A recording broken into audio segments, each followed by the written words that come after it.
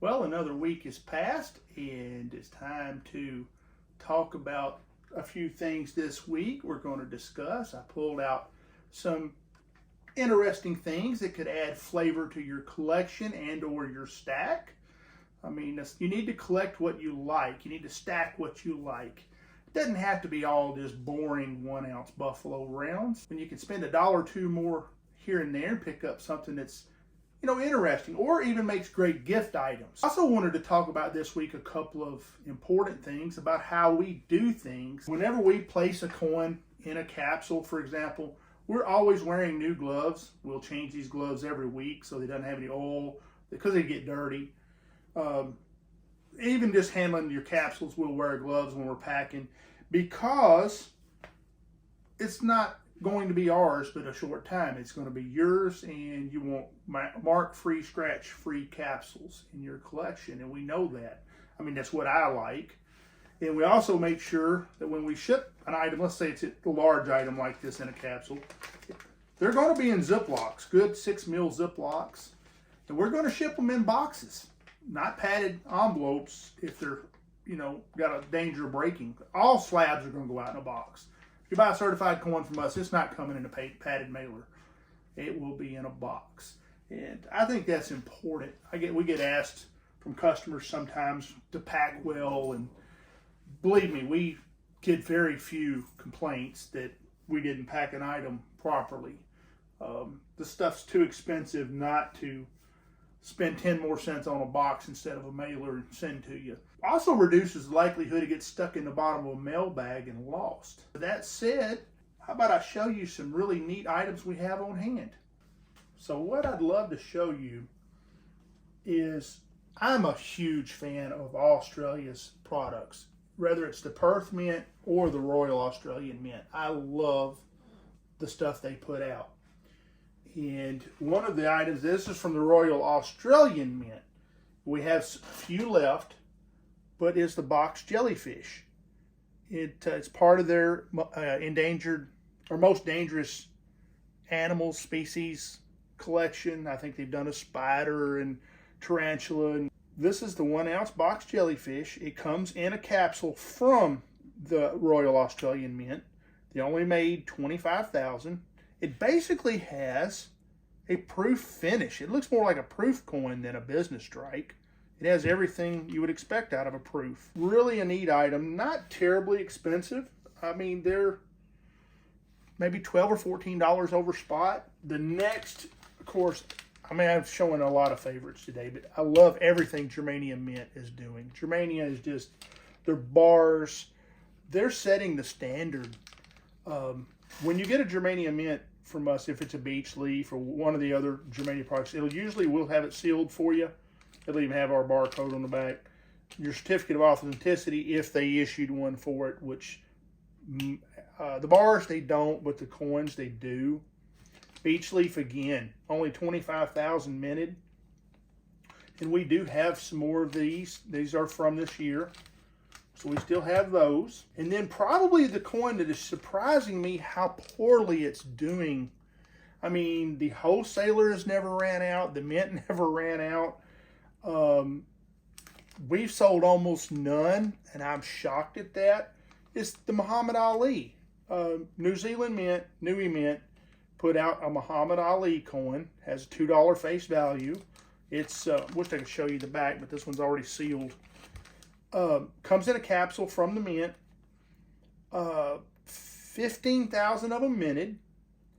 And it's going to be part of a series they're going to do. But they're just not, I don't know, is everybody wrestling fans? Nobody boxing fans? They're just not catching on. Because the Nine Fine Mint, even though it's New Zealand or Nui Mint, Nine Fine Mint actually makes these. So they're actually made in America at Nine Fine Mint under a license for, as many countries, the coins that are minted are made either here or in Colorado by one of our two mints here. Not Colorado, Wyoming is where Scottsdale Mint has moved to. Scottsdale Mint is building a large facility in Wyoming, and they strike a lot of countries' coins. Nine Fine Men is owned by APMEX, and they're striking quite a few. Next is always a favorite. We have 2-ounce Libertads left, and we have them a couple of ways. You can just get the coin loose. It'll come in a 6 mil zip to protect it. Or for, I believe, $2.50 more, we'll put it in a nice airtight capsule with a black ring that really makes it pop. And it looks huge. It looks like a 5-ounce coin. And technically, this capsule size would hold a 5-ounce if it wasn't for the black ring and if it was thicker. But very popular. We have sold a ton of the 2-ounce. This is 2-ounce. We're sold out of 5-ounce. There will be no more of them. We do have some 1-ounce left, and all of our 1-ounce go out in a capsule. We throw them in an airtight capsule. It just doesn't make sense not to. Capsules, this type capsule, literally cost us very little more than a flip does, and it just makes a better way to ship it. And of course, as I mentioned earlier, this is going to come to you in a box. This is not going to come to you in a padded mailer. Next week, I'll probably show a large run of Australian products, just because they are, I like to show what I like.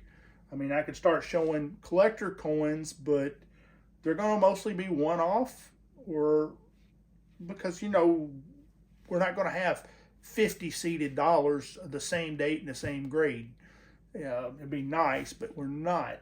Whereas I can show you an item like this, and you know, you may be able to order 200 or 300 of them from us. Because I know the 5-ounce of these, I don't know how many we sold, but it was a lot.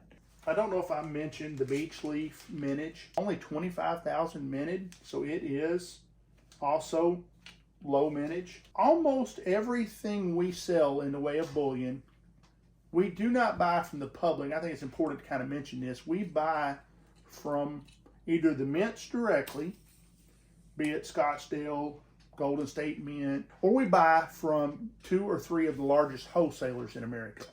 We will spot check the items, but there's not much need in us hitting this stuff with an XRF gun when it's coming from the largest wholesalers in America. They don't buy from the public to resell new product any more than we do. Now, if we buy something secondhand, you know, you'll see us sell sometimes some 1987 or 88 Silver Eagles. Yes, we test every one of them before they go out to you to make sure they are correct. We've got several ways we can check XRF. We've got metal analytics. When it comes to jewelry, we've got electronic gold tester. We actually have 2 types. On top of not mentioning old-fashioned acid for jewelry, you're not going to have to worry about getting bad product from us. That's just not going to happen. It's all going to be correct. When it comes to the Australian products, not Australian mint, but when it comes to Perth Mint products, we, just like every retailer in America, is tied. There are only one wholesaler in America that has the exclusive rights to distribute their products in this country, which doesn't seem fair, but it doesn't matter if you're buying it from JM Bullion, SD Bullion, APMEX. It all comes through the one wholesaler. They have the right and exclusive. So, and we all get it released the exact same day. Giving you a little bit more detail than some do of how this works, but I think it helps you and it helps people be more comfortable. Obviously, 500,000 sales, nobody's ever said, hey, you sold me something bad. That just doesn't happen. If you have any questions, anything you'd like to see next week, let me know. We'll pull it out. If I don't do Australian next week, I may do the new Coca-Cola products. I think we have 5 or 6 new Coca-Cola items coming in. Neat way to add flavor once again to your stack, variety, because that's what keeps this fun and interesting. I wish we knew where metals were going. I know a lot of you would like to hear me speculate on it, but we're not financial advisors, and I mean, I've got a 50% chance of being right if I tell you it's going down or if I tell you it's going up. And so even a broken clock is right twice a day. What do I think? Honestly, I do not have a clue. The war may pull metals down temporarily, but I think it will climb, especially for industrial use like platinum. Platinum's future, I don't know why platinum's not already 2,000 or 3,000 an ounce. Platinum has got a future. Silver has enormous industrial uses. Platinum, I also want to mention, you can't treat cancer without platinum drugs. Many of the cancer treatment drugs are made from platinum. Many drugs are made from gold. Gold, besides being the most hoarded commodity in the world. Silver is, its future was mostly lying outside of people like us that love this silver coins and stacking and hoarding, was with the solar panels. And now that's a little uncertain since the copper paste has been perfected. Whether or not the trademark makes it too expensive, but silver's future is still huge because it's a finite supply. If I had to put in perspective my favorite, it's always going to be platinum right now. It's not the most beautiful metal. Hard to tell. It's not even poor quality silver when you look at it, but it has got such limited, 32 times rarer than gold, and it has so many uses, industrial uses, medical uses, that it just makes it, you can't help but make it a favorite. That said, I'm going to bid farewell for the week and say goodbye.